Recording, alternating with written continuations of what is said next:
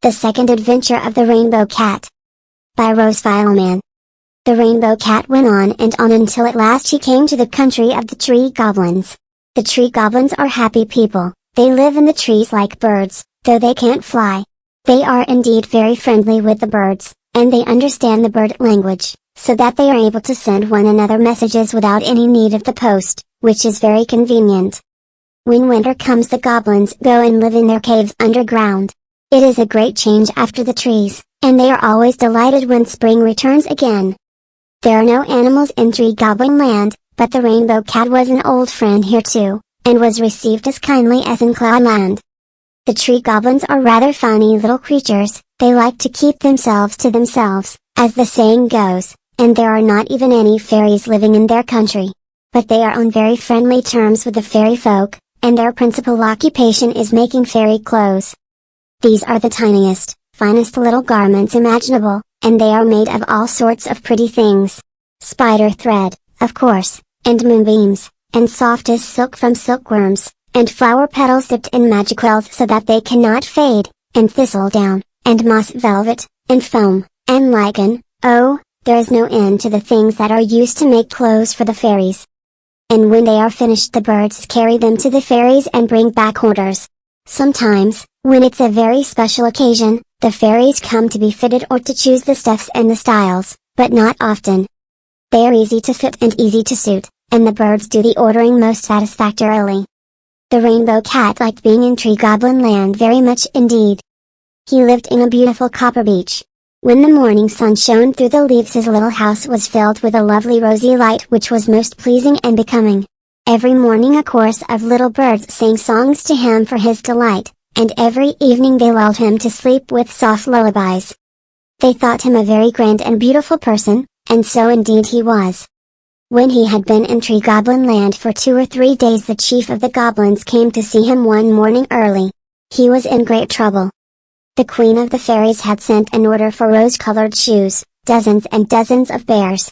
She wanted all the court to wear rose-colored shoes at her next party, and her next party was to take place in 3 days. "We could get the work done," said the chief goblin anxiously. "It isn't that. But we haven't got the material. You see, the roses aren't out yet. There's been a great run on pink lately, and we've used up all the pink flowers and all our other stuffs of that color. We've scarcely got an inch of rose color of any kind, and we ought to start at once. It'll take us all our time to get them made. It would be dreadful to disappoint the queen. What are we to do?" The Rainbow Cat was more than willing to help, but he felt that it was a difficult matter. "How soon must you have the stuff?" he asked.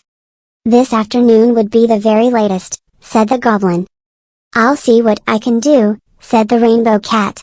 "I have an idea or two. Don't worry, it'll be all right. Meet me here at noon, and I'll let you know what I've done." The chief goblin went away feeling considerably relieved. The Rainbow Cat seemed so wise, just the kind of person to think of something helpful in an emergency. And sure enough, at 12 o'clock he came to meet the chief of the goblins with a cheerful twinkle in his dark blue eye. "I've been making a few inquiries," he said, "but I want to make sure that my information is correct. Sit down, and let us have a little quiet talk." The chief of the goblins sat down and waited eagerly. He felt more and more hopeful. "Is it true," said the Rainbow Cat, "is it true that the crooked hawthorn tree in the Wishy Glen is very bad-tempered?" "Quite true," said the chief goblin. "Nobody dares go near him, he's such a cross, cantankerous creature. Lots of the hawthorns are very nice indeed, and we're very fond of them. But he's unbearable. He'll give anyone a nasty scratch if he gets half a chance, he's so spiteful." "Is it true," continued the Rainbow Cat, "that he's jealous of the other trees because he can't grow tall and big like them, and reach up to the sky?" "Quite true," said the chief goblin. "He makes everyone round him miserable with his grumbling and scolding." Said the Rainbow Cat, and he folded his arms and sat lost in thought for a few minutes. "Would the petals of the hawthorn tree do to make fairy shoes of?"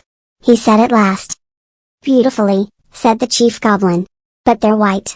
For at that time all hawthorn blossom was white, both in Fairyland and everywhere else." "Quite true," said the Rainbow Cat. "Can you lend me a mandolin?"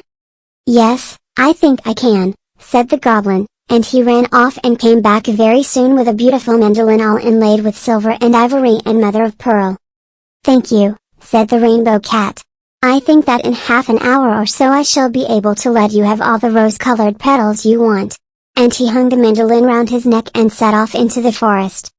Presently he came to the weeshy glen, sat down a little way off from the hawthorn tree where its thorns could not possibly touch him, tuned up his mandolin, and began to sing this little song. The oak tree raises his arms on high. The pine tree reaches up to the sky.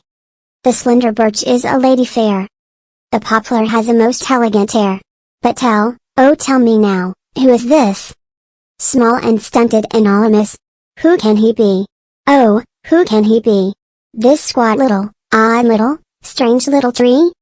It wasn't very kind of the Rainbow Cat, but the hawthorn tree was a very disagreeable fellow, you must remember, and nobody could ever do anything to punish him because everyone was so afraid of his sharp thorns. Anyway, by the time the Rainbow Cat had got to the end of the first verse, the hawthorn tree was very angry. He could hardly contain himself, and he trembled all over with the temper he was in. The cat hardly looked at him, but went cheerfully on with his song. This was the second verse. The elm tree stands like a stately king. The leaves of the alder dance and sing. My lady beech is a courtly dame. The chestnut's lamps are a shining flame. But tell me, who can he be? That scarcely reaches up to their knee? Hairy of head and crooked of limb. What on earth is the matter with him? The hawthorn tree had grown more and more furious as the song went on.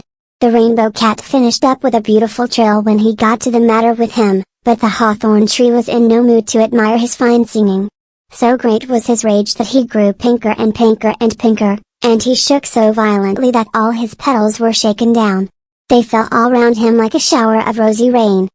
The Rainbow Cat waited no longer. He ran off as hard as he could to the chief of the goblins, still singing as he went, and told him that he would find all the stuff he wanted in the weeshy glen. So the queen got the rose-colored shoes after all, and the tree goblins were most grateful to the Rainbow Cat, and begged him to stay with them as long as he liked. But he thanked them and said he must continue his travels. They wanted to load him with presents, but all he would take was a little bottle of water from the magic well. This water has fairy powers. If you rub it on your eyes you can see through stone walls, which is sometimes very convenient, and the Rainbow Cat was quite pleased to have some. They also insisted that he should keep the mandolin. This he finally consented to do. And ever since that time there have always been pink hawthorn trees as well as white.